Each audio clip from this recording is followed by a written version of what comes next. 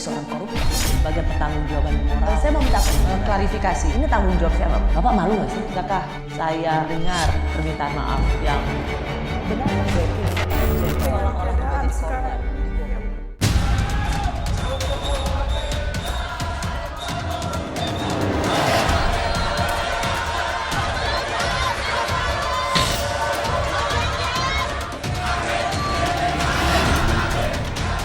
Kalau ada pemain yang bersifat curang, tolong diteriaki supaya tidak curang. Kalau ada wasit merangkap pemain, kita foto dan kita sebarluaskan. Kejujuran itu harus utuh, seutuh-utuhnya. Karena kalau melaksanakan pemilu yang curang, mengkhianati bangsa dan rakyat Indonesia. Demokrasi yang berjalan jurdil dan kita selenggarakan dengan betul-betul membawa integritas yang jauh sekali dari unsur KKN.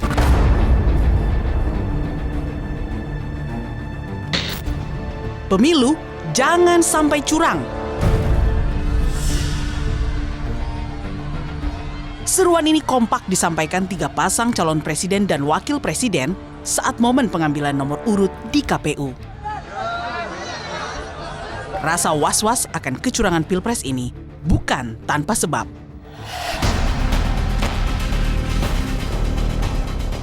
Pasalnya, sejak Majelis Kehormatan MK memberhentikan mantan Ketua MK Anwar Usman karena terbukti melanggar etik berat, publik pun resah karena dugaan adanya intervensi pada lembaga hukum tertinggi itu nyata adanya.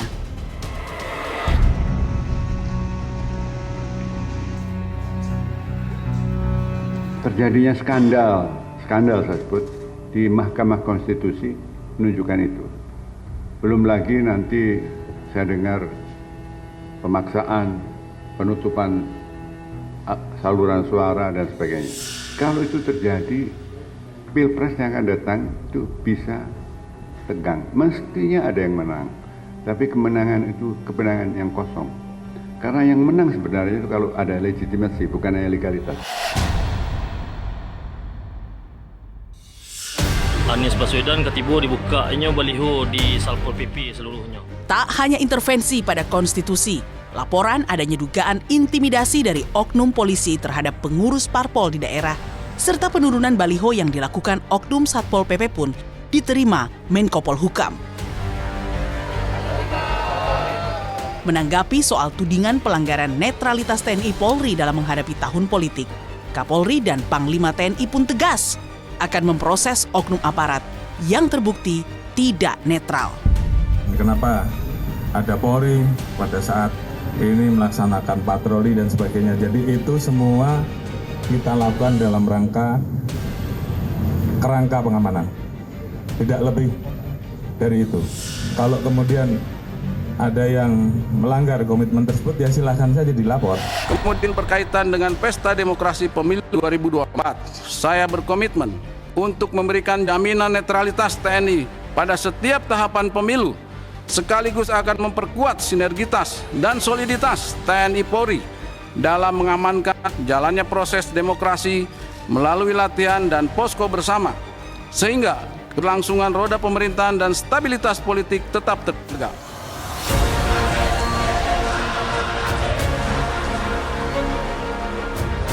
Netralitas penyelenggara negara dan pemilu kini menjadi pertaruhan jalannya proses pemilu yang jujur dan adil.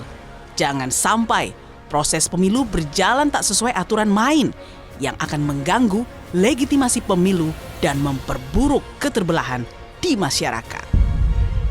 Ke Mamuju jangan lupa pakai sepatu. Kalau ingin maju, pilihlah nomor 1. Siapapun yang menang, kita harus bersatu menjaga negara ini. Hukum yang tegak, harapan kita.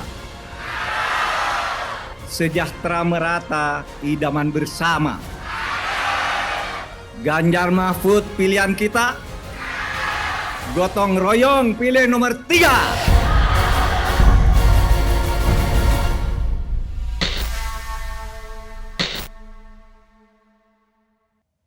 Saya sudah bersama seorang ahli ilmu ekonomi politik University of Melbourne, Profesor Fedy Hadis. Prof, terima kasih. Pas Profesor ada di Jakarta, jadi saya paksa untuk hadir di Rossi. Ya, tapi kan diiming-imingi makan siang tadi. Iya, makanan Indonesia. Prof Fedy, sebelum saya memulai pertanyaan saya selanjutnya, yang paling awal yang saya ingin tanyakan, apa yang Profesor lihat untuk soal politik cawapresnya Indonesia 2024 ini?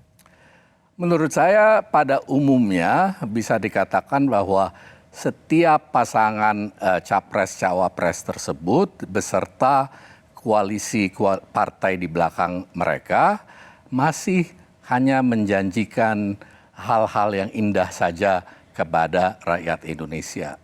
Jadi apa yang mereka sampaikan di dalam debat-debat dan lain sebagainya masih hanya berupa daftar keinginan saja.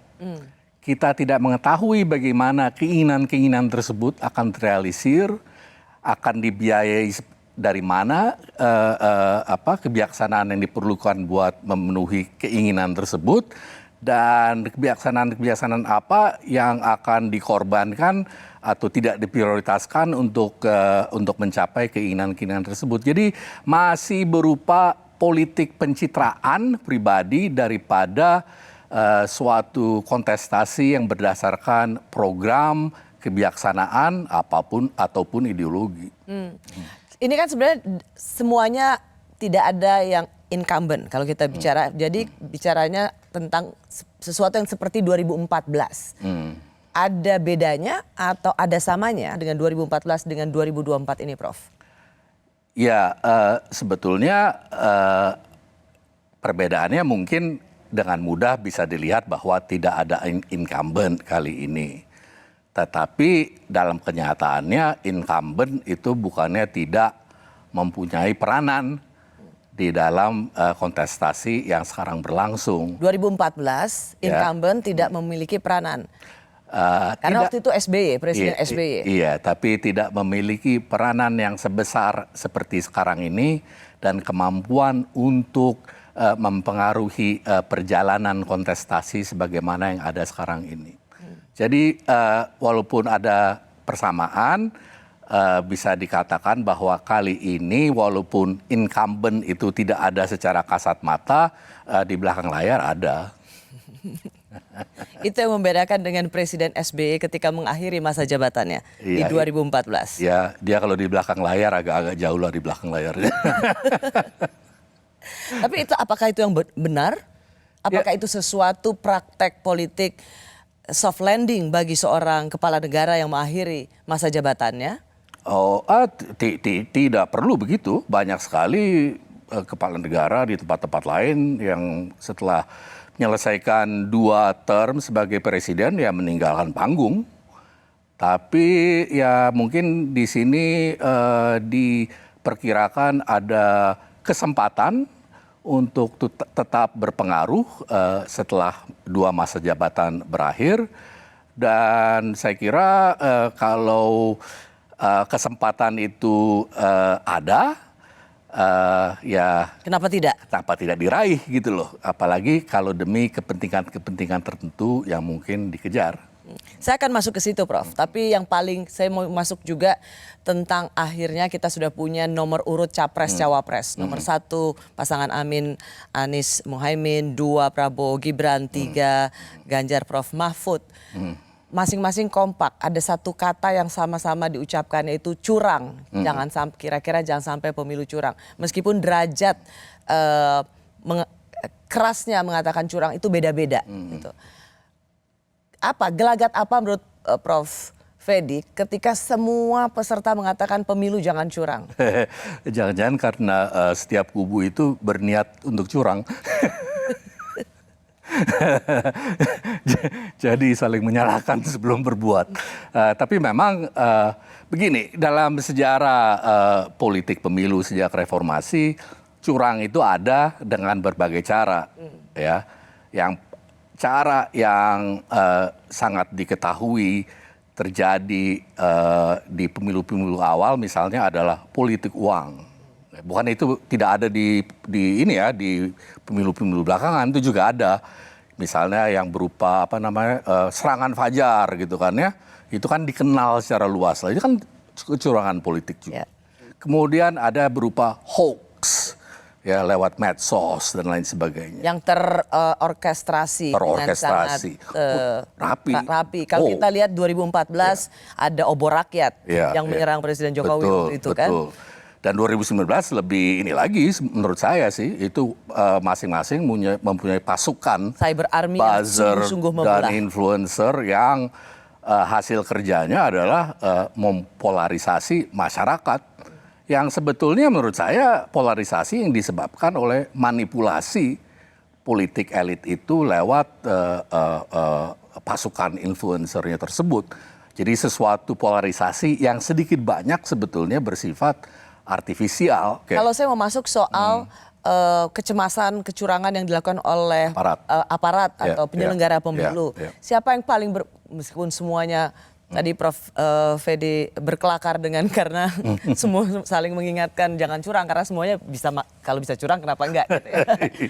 Siapa yang paling berpotensi menurut Prof. Fedi atau yang paling punya peluang untuk melakukan atau menggerakkan aparatur negara untuk memenangkan salah satu pasangan calon?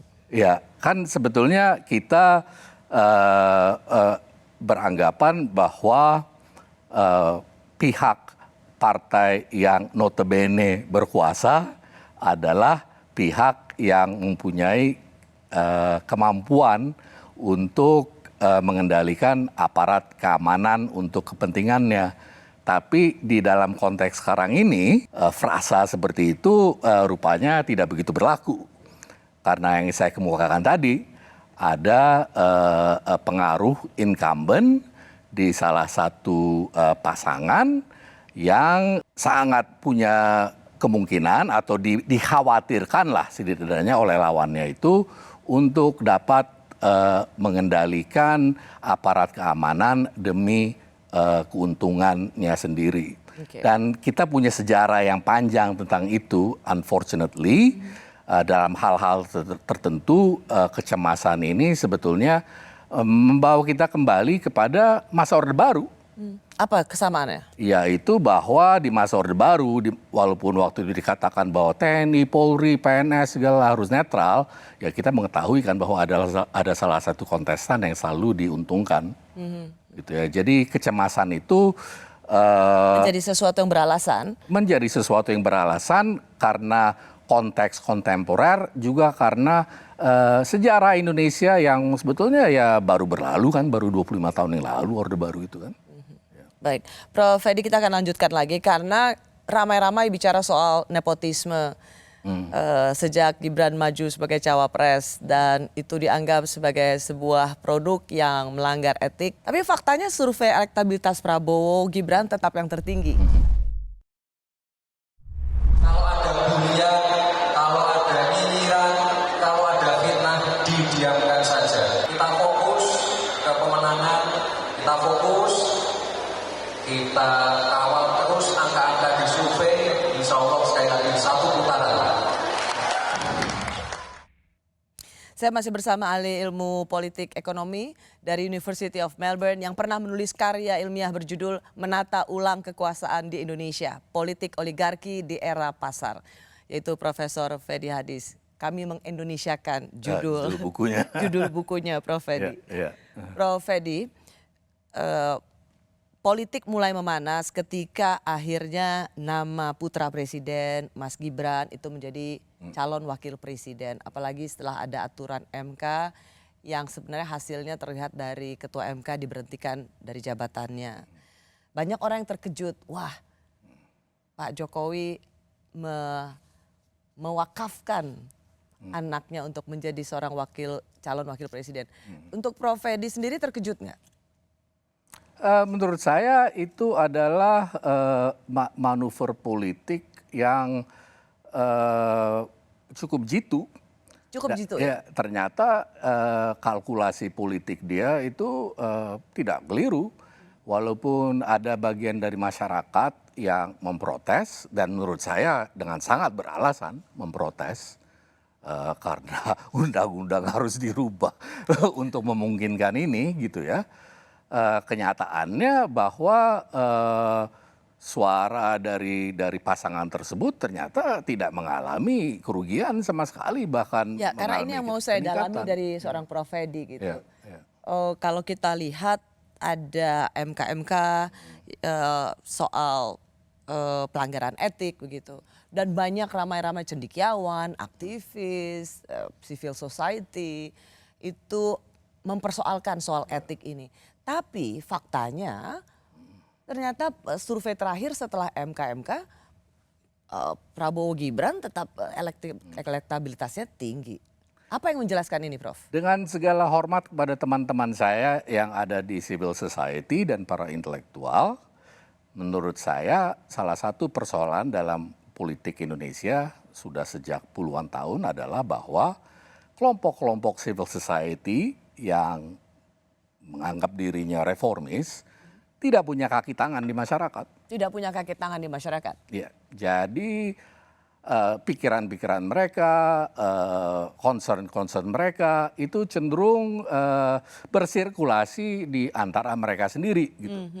Dan tidak mempunyai infrastruktur sosial politik untuk mensosialisasikan ide-ide mereka kepada masyarakat yang lebih luas. Jadi soal pelanggaran etik, soal politik dinasti, nepotisme, itu sebenarnya hanya sirkulasi elit dan tidak dibeli atau tidak nyampe ke masyarakat bawah. Betul, dan perlu diingat bahwa, dan ini mungkin mengenaskan ya buat kita yang sangat tidak merasa nyaman dengan hal yang dilakukan tersebut, bahwa buat masyarakat bawah pelanggaran-pelanggaran seperti ini, nepotisme, penyalahgunaan kekuasaan pun gitu ya di tingkat sehari-hari, di tingkat lokal, di tingkat pengalaman hidup mereka yang nyata, itu selalu ditemui gitu loh. Itu adalah bagian dari kenyataan hidup mereka sehari-hari. Jadi apakah kita perlu kaget bahwa mereka menganggap bahwa ini adalah sesuatu yang biasa saja gitu. Ya. Saya tidak membenarkan ya tindakan ini. Anda tidak membenarkan tindakan itu, tidak. Tapi Anda bisa ya wajar aja. Saya bisa menjelaskannya secara sosiologis lah gitu. Ya. Tapi apa yang Prof. Edi, saya mau masuk bahwa itu menjadi bagian dari pengalaman hidup dan sosial mereka. Apakah artinya KKN bagi masyarakat di bawah itu bagian sesuatu yang biasa? Ya begitulah Bu ya, artinya. Atau misalnya mungkin masuknya seperti kalau KKN kan terlalu rasanya itu malah lebih pada orang yang berkuasa melakukan itu. Kalau masyarakat bawah mungkin penjelasannya begini, koreksi saya kalau salah. Di masyarakat bawah itu ngelihat kepala desa sehari-hari yang mengayomi mereka gitu, dari bapak, anak, kembali ke cucunya gitu. Itu sesuatu yang biasa bertahun-tahun. Jadi itu apa salahnya kalau dari bapak ke anak gitu kan penjelasannya? Iya, jadi secara sosial mereka selalu mengalami kejadian yang seperti itu. Apalagi di dalam kenyataannya itu mereka terbiasa dengan kenyataan bahwa yang berkuasa walaupun di tingkat lokal kadang-kadang bisa berbuat apa saja yang dia mau dan tidak mempunyai akuntabilitas walaupun kita sudah dalam demokrasi gitu ya. Artinya kesewenang-wenangan oleh kepala desa atau aparat kabupaten dan lain sebagainya itu masih biasa terjadi dan kita tahu kadang-kadang itu menimbulkan protes masyarakat, tapi yang kita tidak dengar adalah kejadian-kejadian yang tidak menimbulkan protes masyarakat karena sudah begitu biasa terjadi. Jadi dalam konteks seperti itu, konteks sosiologi seperti itu, kenapa kita mesti heran bahwa masyarakat menganggap ini biasa-biasa aja. Saya ingin masuk apa yang menjadi kecemasan para tokoh yang kemarin berkunjung ke Gusmus, mereka mengatakan ingin berbagi suasana perasaan curhat. Ini kata Ibu Omi Komariah Majid, ia adalah istri dari almarhum Cak Nur yang juga pendiri Universitas Paramadina. Saya curhat karena saya merasa sedih kesal dan marah. Itu semua karena dipicu oleh suatu kenyataan bahwa KKN, korupsi, kolusi, nepotisme, yang kita perjuangkan pada reformasi 1998 itu tidak ditunaikan secara sungguh-sungguh. KKN justru semakin menggurita, bahkan nepotisme kekuasaan ditunjukkan, dipertontonkan kepada kita semua secara terbuka tanpa rasa malu dan salah sama sekali. Nepotisme yang dipertunjukkan tanpa rasa malu sama sekali. Apa pandangan Prof. Fedy kalau ada kecemasan seperti ini? Sementara tadi penjelasan sosiologinya ya rakyat bawah melihat itu sesuatu yang juga menjadi bagian dari pengalaman hidupnya. Jadi begini Bu ya, nepotisme, penyalahgunaan kekuasaan, korupsi itu adalah hal yang menjadi bensin dari sistem ekonomi politik Indonesia dari zaman Orde Baru sampai sekarang. Ya, dari zaman otoritarianisme sampai di zaman demokrasi, bensin yang menjalankan ekonomi politik Indonesia adalah korupsi, nepotisme, penyalahgunaan kekuasaan. Jadi kalau misalnya orang kemudian mengatakan apa yang terjadi sekarang itu adalah neo-Orba, Prof. Fedy? Saya bilang bahwa sebetulnya Orba nggak pernah seluruhnya hilang. Masih ada sisa-sisanya dari dulu dan mereka yang dulu disosialisasikan dalam institusi-institusi Orba hanya kemudian mengubah diri menjadi Demokrat. Kita bisa lihat bahwa setelah 98, 99 ketika banyak partai politik didirikan, berapa partai politik besar yang tidak didominasi oleh tokoh-tokoh Orba? Hampir tidak ada. Cuma mereka... Jadi mendiskontinu bahwa itu Orde Baru, ini reformasi, rasanya juga tidak sepenuhnya benar. Agak terlalu berlebihan menurut saya. Tentu ada diskontinuitas ya. Ya artinya sekarang kita ada pemilu, dulu pemilunya kita udah tahu lah hasilnya jauh sebelum harinya. Lalu ada hak-hak tertentu. Ini semuanya adalah kemajuan ya. Saya nggak bilang bahwa ini perlu diremehkan, tapi untuk mengatakan bahwa warisan sejarah ya dari Orde Baru itu tidak masih menghantui kehidupan politik dan ekonomi dan sosial Indonesia, menurut saya adalah suatu posisi yang naif. Dan satu lagi yang saya mau kemukakan kalau boleh itu karena barusan ada beberapa rekan yang dimunculkan gitu ya yang tentu saya mengerti itu merasa sangat kecewa dengan manuver politik yang memungkinkan Gibran itu menjadi wakil presiden, kecewa dengan ayahnya Gibran yang sempat mereka harapkan sebagai pembaharu gitu ya. Yang saya mau katakan adalah kalau menurut saya sih dari dulu harapan tersebut terlalu berlebih-lebihan. Jadi bahwa sekarang ini perilakunya seperti itu buat saya logis, tidak aneh. Oke, sebentar biar saya ingin mengklirkan urutan argumentasi Prof. Fedy. Jadi untuk para tokoh yang dulu pendukung Presiden Jokowi yang kecewa, itu sebenarnya berlebihan. Karena sebenarnya apa yang dilakukan Presiden Jokowi dari sejak awal didukung oleh para pendukungnya, dan apa yang dilakukannya hingga saat ini itu adalah sesuatu yang logis. Kalau mau jelasnya begini, terlalu banyak itu mengharapkan Pak Jokowi itu karena dia tidak berasal dari lingkungan yang disebut oligarki Orde Baru gitu ya. Jokowi adalah kita, Jokowi adalah rakyat. Orang sederhana segala macam, menaruh harapan yang berlebihan, yang tidak sesuai dengan realitas ekonomi politik Indonesia.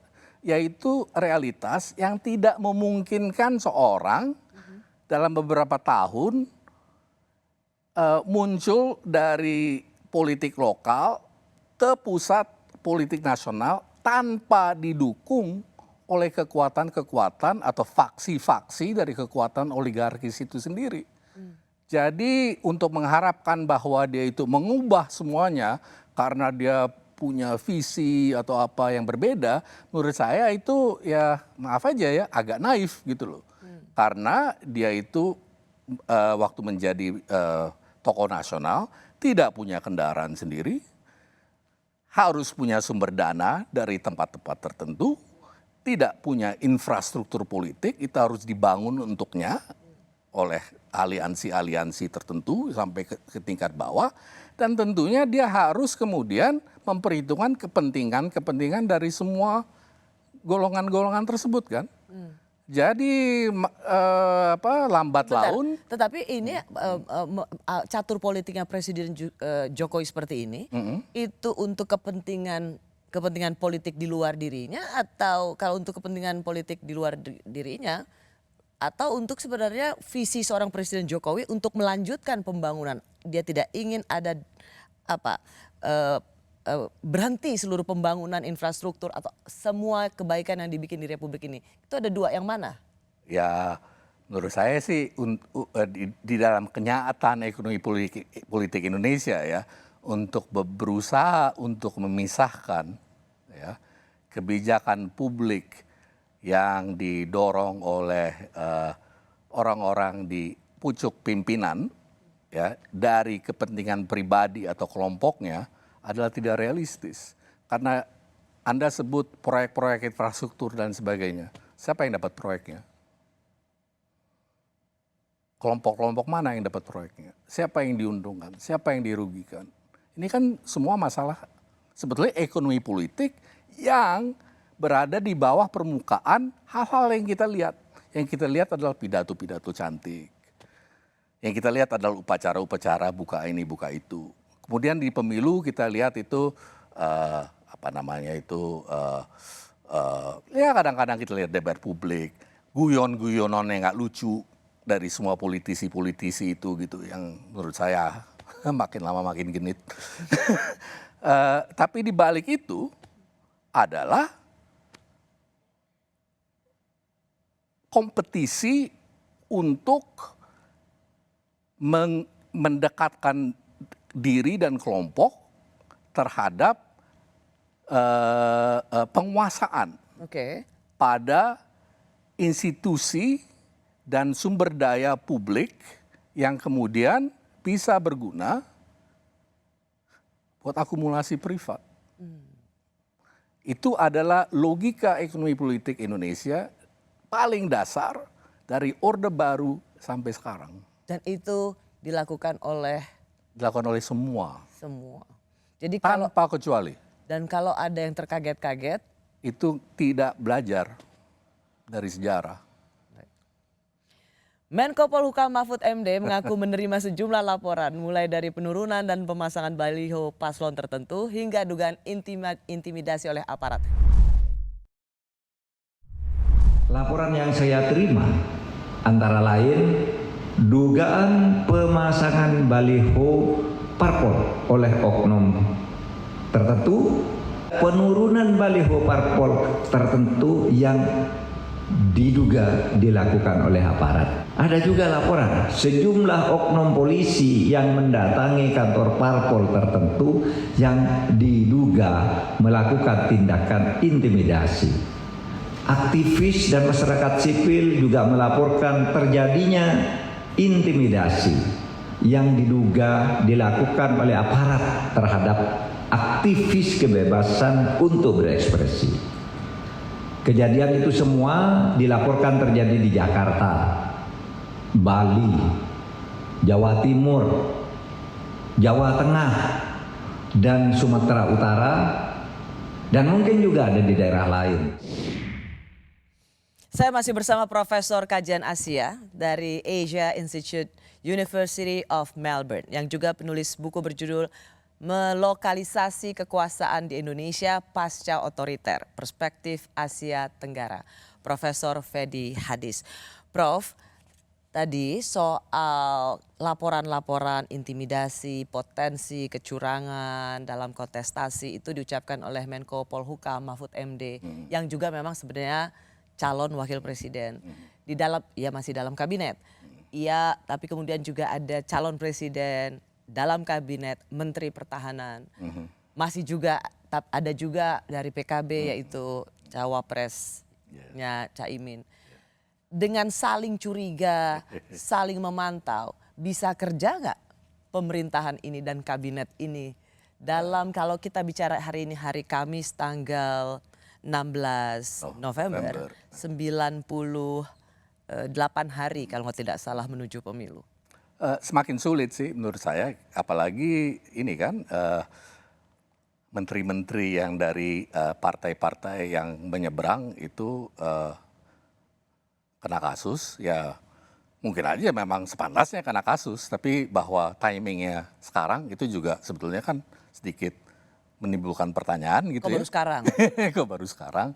Lalu ada ancaman bahwa PDIP itu akan menarik menteri-menterinya, dan ya tentunya kita juga sudah mengalami reshuffle kabinet lagi. Itu semuanya adalah bagian dari persoalan menjalankan suatu kabinet di dalam suatu musim kontestasi politik yang sudah semakin panas lah gitu, atau menuju ke semakin panas. Sorry, saya potong.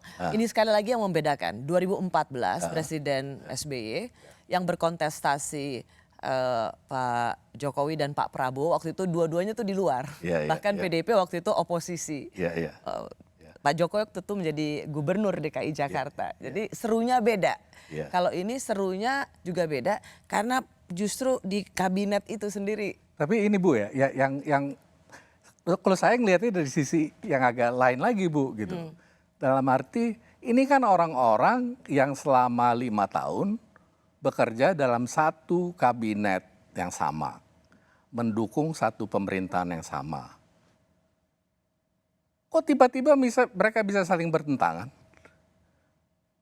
Kan mereka notabene di bawah satu kabinet, satu pemerintahan, bekerja di bawah satu visi misi yang sama gitu kan. Sekarang tiba-tiba visi misinya segala beda-beda gitu kan. Itu menunjukkan apa? Sebetulnya kontestasi dari berbagai kubu ini sekali lagi itu tidak berdasarkan hal-hal yang substantif.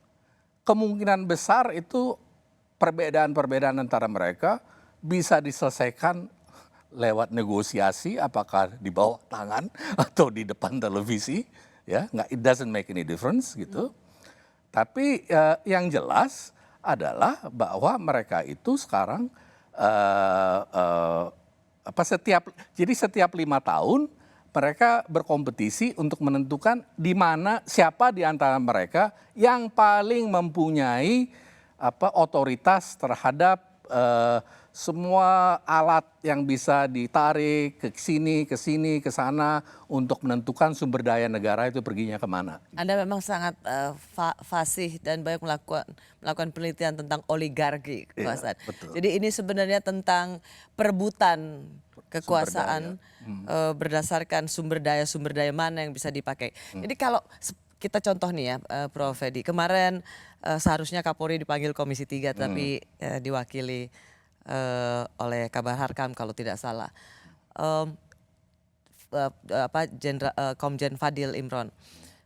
Dan kemudian terjadi sengit antara Nasdem dan PDIP gitu. Yang kemudian diplotehkan oleh Demokrat, wah inilah ketika sudah tidak lagi bersama. Apakah situasi ini sesungguhnya mencerminkan kelompok oligarki yang sedang pecah kongsi? Jadi begini Bu,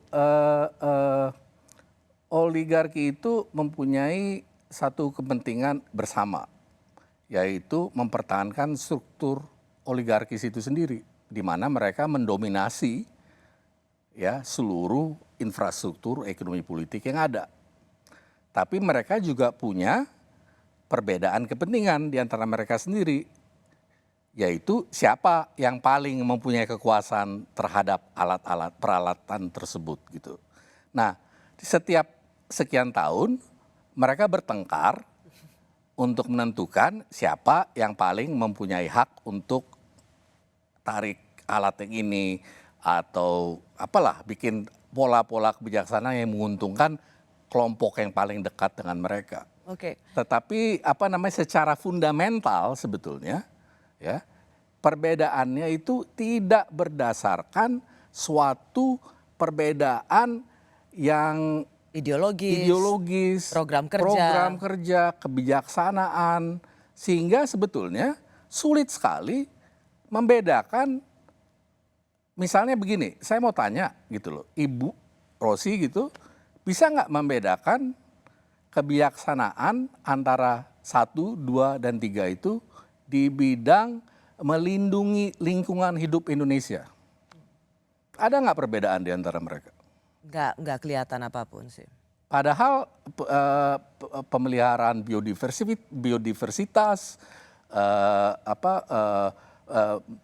melindungi rakyat dari efek-efek dari perubahan iklim dan sebagainya, penghancuran lingkungan lewat proyek-proyek pertambangan dan sebagainya, itu adalah sesuatu yang sangat penting dan mempengaruhi kehidupan rakyat banyak dan menghasilkan banyak uang buat segelintir orang. Gitu loh.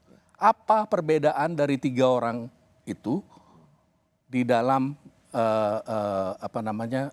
bidang perdebatan tersebut? Ketika sesungguhnya tidak ada perbedaan ideologis yang secara nyata, tidak ada kesamaan program kerja dan agenda yang diperjuangkan, lalu kemudian muncul kecurigaan tetap bahwa aparat negara ini hanya melayani kepentingan pribadi. Saya mau ajak Prof. Edi dulu untuk mendengarkan apa yang dikatakan Ketum Nasdem Surya Paloh. Okay. Maka hari-hari ini kita melihat betapa banyaknya upaya membawa negara dan aparaturnya melayani kepentingan pribadi dan golongan. Saat ini kita berada di ujung tanduk kerusakan yang paling mencemaskan sepanjang kehidupan berbangsa dan bernegara. Kita berharap semua pemimpin nasional dan rakyat tidak kehilangan kontrol. Saya mau tanya sekali lagi Prof. Edi, munculnya kecemasan-kecemasan tentang aparatur negara yang hanya melayani kepentingan pribadi ini sesungguhnya menandakan apa? Atau ini sebuah kecemasan yang karena tahu bahwa yang berkuasa saat ini, aka Presiden Jokowi, sedang tidak bersama kami lagi. Bagaimana menjelaskan fenomena cemasnya kontestan di luar Prabowo Gibran bahwa aparatur negara memang melayani kepentingan pribadi? Ini orang seperti Surya Paloh ini kan udah cukup berumur gitu ya. Ingat di Orde Baru kan, dimana ketika aparat negara itu memang bekerja buat siapa yang mau dimenangkan oleh yang sedang berkuasa, gitu kan. Jadi sangat wajar buat saya, buat seorang Surya Paloh untuk pernah di Golkar, sekarang mendirikan partai Nasdem ya, untuk berpikir bahwa hal ini bisa terjadi lagi gitu ya. Dan tapi pertanyaan saya adalah, kalau dia bilang bahwa sekarang kita ini ada di ujung tanduk apa dan sebagainya gitu, selama ini bertahun di pemerintahan ngapain? Ini kan orang-orang ini semuanya baru kemarin sore kerja sama-sama kok. Oke. Karena udah pecah kongsi ya. Jadi Prof, kalau misalnya ada kecemasan bahwa memang aparatur negara jangan dipakai untuk memenangkan paslon tertentu. Itu kecemasan yang nggak boleh hanya karena sekarang udah nggak bareng sama siapa ya, itu harusnya kecemasan kita semua bahwa aparatur negara harus netral dan berdiri untuk semua golongan. Betul, tetapi juga pertanyaannya adalah, kita punya tradisi bahwa itu tidak terjadi. Jadi semua orang concern. Dan wajar concern itu. Kita tuh punya tradisi itu tidak pernah terjadi. Iya, betul. Ya. Jangan sampai itu yang harus diserukan bersama-sama tanpa ada kepentingan bahwa karena karena kita takut kalah gitu kan. Karena kita pasti menang, maka kita tidak menyerukan mestinya begitu. Mestinya begitu. Tapi nggak begitu. Seperti apa 2024 dari kacamata Prof. Fedi? 2019 ada cebong kampret. 2024 apalagi istilahnya? Masih bersama saya Profesor Fedi Hadis, Direktur Asia Institute University of Melbourne. Prof. Fedi, kalau dulu di 2019 itu pembelahannya luar biasa. Tapi kita juga ingat bahwa itu adalah residu dari Pilkada DKI Jakarta. Kemudian berkembang dilanjutkan di 2019. Prof. Fedi melihat 2024 bertanding untuk bersanding itu menjadi sebuah kenyataan karena Presiden Jokowi akan merekatkan semua, atau akan ada juga pembelahan yang cukup serius? Saya pikir pembelahan pasti ada sebagai bagian dari kontestasi ini karena setiap kontestan itu berkepentingan untuk menang dan untuk membedakan dirinya dari yang satunya lagi, ya kan? Caranya dengan dengan mengeluarkan isu-isu tertentu kan, bahwa si A itu begitu, atau si B itu begitu, atau si C itu begitu. Dan itu kan dengan yang saya bilang tadi, cyber army dan lain sebagainya, mobilisasi massa lewat politik uang dan sebagainya. Menurut saya itu kemungkinan yang cukup besar itu tetap. Oke, tapi 2019 kan itu kan cebong kampret itu pemisahnya jelas, nasionalis sama khilafah, politik identitas. Apakah Profesor akan melihat politik identitas akan terjadi lagi? Mungkin tidak, tapi ada pembelahan dengan isu apa kira-kira? Menurut saya ya, isunya itu bisa macam-macam, tetapi bukan berarti bahwa politik identitas itu hilang sama sekali. Menurut saya yang kemungkinan terjadi adalah bahwa setiap pasangan itu berusaha masing-masing untuk memanipulasi sentimen masyarakat berdasarkan memanipulasi ya? Iya, menurut saya sih 2019 itu di mana tetangga dan keluarga itu saling berantem gitu ya. Itu adalah sedikit banyak ya hasil dari rekayasa politik. Gitu ya. Kita melihat bahwa hasil dari rekayasa politik adalah setelah pemilu pendukung Jokowi dan Prabowo berantem sampai berapa orang itu mati. Nggak lama kemudian ya masuk kabinet. Itu kan berarti bahwa sekali lagi tidak ada perbedaan yang terlalu prinsipil sehingga sebetulnya rakyat perlu merasa bahwa mereka saling berhadapan satu sama lain gitu loh. Padahal sebenarnya di elit itu sebentar lagi juga bisa diselesaikan dengan cepat. Iya betul. Nah kalau itu terjadi pemilahan-pemilahan karena ada mobilisasi politik berdasarkan uang, cyber army dan lain sebagainya, ya yang jadi korban ya rakyat. Dan persoalannya adalah kelompok civil society yang reformis yang tadi kita sebut itu tidak punya infrastruktur untuk melawan atau memitigasi gitu ya kecenderungan seperti ini. Presiden Jokowi melawan mitos lame duck atau apa yang terjadi pada presiden di banyak negara di belahan dunia tentang di akhir masa jabatan.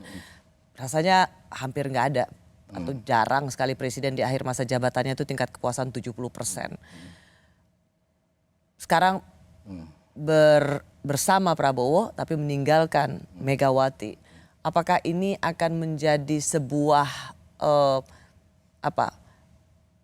politik yang memanas atau justru ini sebuah yang bisa disebut dengan calon atau upaya untuk rekonsiliasi nasional?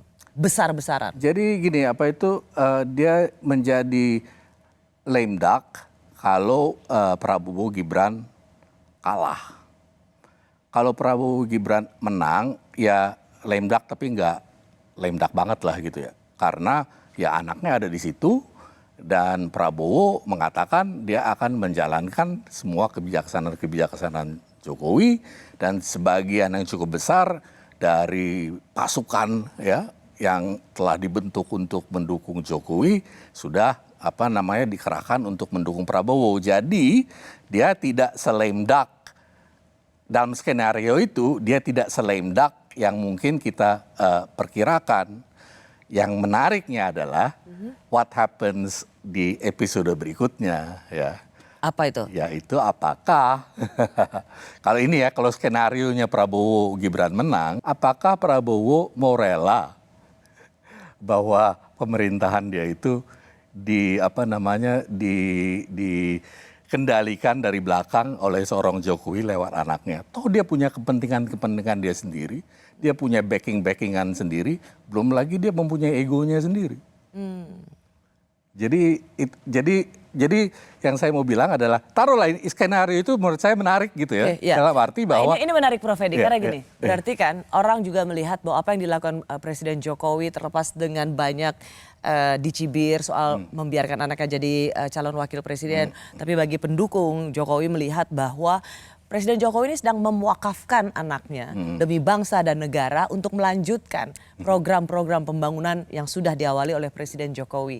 Karena itu pilihan yang paling ideal bagi pendukung Jokowi yang melihat bahwa ini harus diteruskan itu ada pada Pak Prabowo dan Gibran. Tetapi Anda melihat bahwa belum tentu keberlanjutan ini ada di pasangan ini. Artinya itu tidak 100%. Tidak selinier itu. Iya, tidak selinier itu karena kalau skenario itu yang jalan, menurut saya episode 2, episode 3 berikut adalah ketegangan di dalam itu. Siapa sih yang menguasai pemerintah? Ya, dan masing-masing punya jaringannya sendiri. Kan ada putranya Presiden Jokowi di situ. Iya. Ada Mas Gibran sebagai wakil presiden. Iya, tapi Prabowo bukannya orang yang ini ya, yang kita bisa minimalisir. Pertama kekuatan jaringannya sendiri dan juga kemampuan dia untuk berusaha untuk meminimalisir pengaruh Gibran di dalam pemberian tersebut. Walaupun nanti ya Gibran itu ya sebetulnya kan adalah suara dari bapaknya gitu ya. Tapi kalau Prabowo-nya sendiri udah jadi presiden, apakah pertanyaannya apakah dia bisa dikendalikan? Taruhlah ini pemerintahan Prabowo gitu. Tapi jangka panjangnya saya kira adalah ya ini kan wakil presiden. Nah setelah wakil presiden jadi apa? 5 tahun berikutnya. Ya kan? Jadi memang ya kemungkinan besar ya kalau misalnya Prabowo itu tidak bisa dikendalikan ya tidak-tidaknya yang jadi wakil presidennya itu mempunyai reputasi dan kredibilitas yang memadai untuk nanti menjadi calon presiden pada 2029 atau presiden berikutnya. Maksudnya calon presiden di 2029 dan dengan itu yang disebut dinasti politik itu aman. Prof. Edi, satu yang paling baru diucapkan oleh Wakil Presiden Yusuf Kala, sebenarnya ini bukan yang pertama, tetapi kira-kira sekali lagi mengingatkan bahwa kalau ada krisis politik dan ekonomi maka Presiden Jokowi bisa jatuh. Sebenarnya ini sebuah pernyataan yang untuk mengingatkan dan ada prakondisi kalau krisis politik dan ekonomi terjadi maka Presiden Jokowi akan jatuh. Menurut Anda ini sebuah alarm yang real atau sesuatu yang jangan disamakan dengan apa yang terjadi tahun 98? Menurut saya itu agak berlebihan. Saya tidak bisa membayangkan suatu krisis ekonomi, politik dan sosial yang bisa dengan begitu cepat menjatuhkan popularitas dia dari 75% kepada 30% misalnya gitu ya. Jadi saya kira itu agak berlebihan untuk memperkirakan bahwa akan terjadi pergantian kekuasaan bukan lewat mekanisme-mekanisme yang sudah bahwa ada masalah dalam politik kita menjelang pencapresan ini itu iya, tapi kemudian akan ada satu krisis politik ekonomi seperti misalnya 98 rasanya jauh dari sejauh ini saya nggak lihat ada tanda-tandanya sih. Baik. Terima kasih, Oke. Prof. Fedy, terima kasih. Lain kali kalau berkunjung lagi ke Jakarta, mampir lagi di Rosi. Oke, mudah-mudahan memuaskan dan maaf kalau saya memang harus buru-buru pergi karena ada rapat lagi. Terima kasih, Prof. Fedy. Iya, mari. Saya Rosyana Silalahi, terima kasih sudah menyaksikan program Rosi. Kita jumpa lagi Kamis depan, tetaplah di Kompas TV, independen terpercaya.